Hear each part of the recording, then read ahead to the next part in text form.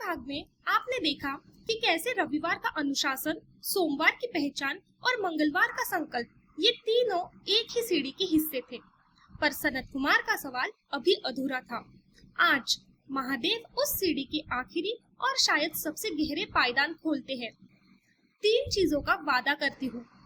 एक ऐसी कहानी जो दिखाएगी सबसे बुद्धिमान लोग भी लालच में कैसे गिर सकते हैं। एक व्रत जिसे लोग सिर्फ मनोकामना पूर्ति हैं, पर जिसकी असली शर्त निरंतरता है, चमत्कार नहीं। और आखिर में खुद देवी पार्वती की एक कहानी जिसमें उन्हें भी अपने सबसे बड़ी इच्छा के लिए महीनों इंतजार करना पड़ा।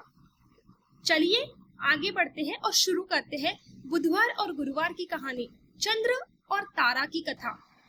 एक पल रुकिए और ईमानदारी से सोचिए, क्या आपने कभी किसी ऐसी चीज की चाहत की है जो आपकी नहीं थी? किसी और की सफलता, किसी और की जगह। ये एहसास बहुत मानवीय है और महादेव जो कथा आप सुनाते हैं वो इसी जड़ तक जाती है। किसी सामान्य इंसान की नहीं, बल्कि स्वयं चंद्रदेव की। महादेव कहते हैं, ब्रह्मा जी ने चंद्रमा को ब्राह्मणों के राजा के पद पर अभिषिक्त किया था। एक दिन चंद्रमा ने तारा को देखा, रूप और यौवन से संपन्न, अपने गुरु बृहस्पति की पत्नी। उनकी सुंदरता से मोहित होकर चंद्रमा काम में वशीभूत हो गए। ध्यान दीजिए, ये कोई सामान्य पात्र नहीं है। इतना बड़ा सम्मान, इतनी बड़ी स्थिति, फिर भी एक क्षण की चाहत ने सब हिला दिया। ज्यादातर लोग सोचते हैं बुधवार और गुरुवार का व्रत सिर्फ ज्ञान और मार्गदर्शन के लिए है। असली सच ये है, ये व्रत उस पल के लिए है जब आपकी सबसे ऊंच स्थिति भी आपको लालच से बचा नहीं पाती।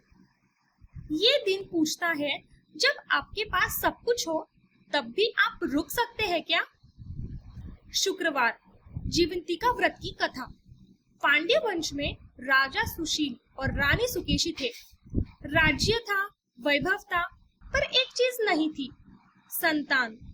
सालों की प्रतीक्षा के बाद भी जब कुछ नहीं बदला, रानी ने शुक्रवार का जीवंतिका व्रत अपनाया। हर हफ्ते बिना टूटे, और समय के साथ उनकी प्रार्थना पूर्ण हुई। यही ज्यादातर लोग इस कथा को गलत समझते हैं।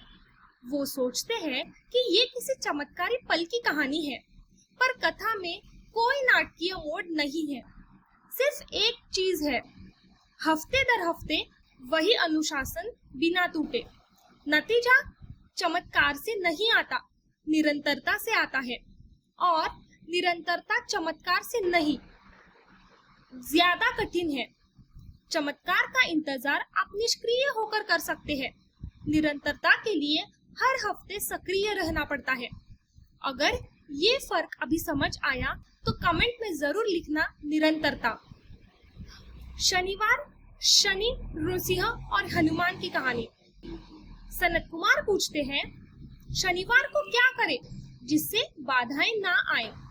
महादेव कहते हैं, शनिवार के दिन नृसिंह, शनि तथा अंजनी पुत्र हनुमान तीनों का पूजन करना चाहिए। दीवार या स्तंभ पर हल्दी से नृसिंह की प्रतिमा बनाकर विधि पूर्वक पूजा करनी चाहिए। लोग शनि देव को सिर्फ मुश्किल लाने वाला समझते हैं और डर के मारे पूजा करते हैं, पर ध्यान दीजिए, शनि अकेले नहीं थे, साथ है नृसिंह उग्र सुरक्षा के प्रतीक और हनुमान अटूट साहस के प्रतीक। तीनों साथ का मतलब है शनिवार डर का दिन नहीं, तैयारी का दिन है। मुश्किल से डरना नहीं, मुश्किल के लिए तैयार रहना, यही सार है। अब महादेव 3 ऐसी बातें बताते हैं जो पूरे मास में फैली है। पहला, त्रयोदशी के दिन कामदेव की पूजा का विधान है, जीवन में ऊर्जा और सुंदरता को नमन करने का दिन। दूसरा और सबसे गहरा, महादेव खुद बताते हैं कि जब कार्तिकेय दूर चले गए थे, पार्वती ने मेरी आज्ञा से 4 महीने तक एक व्रत किया और 5वें महीने में उन्हें कार्तिकेय की प्राप्ति हुई। समुद्र मंथन के समय अगस्त्य ऋषि ने भी यही व्रत अपनाया और 3 महीनों में सिद्धि पाई। और यही सावन के पहले सोमवार से शुरू होकर 3.5 महीने तक चलने वाला रोटक व्रत भी जुड़ा है। यानी ये इंतजार किसी एक दिन का नहीं, पूरे मौसम का हिस्सा है। जरा सोचिए, ये देवी पार्वती की बात है, ऋषि अगस्त्य की बात है। अगर उन्हें भी परिणाम के लिए महीनों रुकना पड़ा तो हम क्यों सोचते हैं कि हमारा बदलाव कुछ दिनों में आ जाएगा। तीसरा, मास के अंत में अमावस्या पर पिठोरी व्रत होता है, पूरे घर और परिवार की समृद्धि के लिए किया गया आखिरी संकल्प। तो अब पूरी सीढ़ी सामने है। रविवार का अनुशासन, सोमवार की पहचान, मंगलवार का संकल्प, बुधवार और गुरुवार की सजगता, शुक्रवार की निरंतरता, शनिवार की तैयारी और आखिर में धैर्य, जो खुद देवी और ऋषियों को भी सीखना पड़ा। सनत कुमार ने जो सवाल पूछे थे, सावन आपको इतना प्रिय क्यों, उसका जवाब अब पूरा हो चुका है। ये सिर्फ एक महीने की पूजा विधि नहीं थी, ये एक पूरा जीवन दर्शन था, 7 दिनों और कुछ छुपे अध्यायों में बटा हुआ। अगर इन 2 भागों में आपकी सोच को हिलाया है तो नीचे दिए प्लेलिस्ट में पूरे श्रावण महात्म्य सीरीज एक साथ देख सकते हैं और हमारा अगला सफर पूरे शिव सीरीज की ओर आगे बढ़ने वाला है। चैनल को जरूर सब्सक्राइब करें, बेल आइकॉन दबाएं ताकि अगली घड़ी आप तक पहले पहुंचे। For more ancient wisdom and modern transformation videos, don't forget to like, share and subscribe Hriday Recode.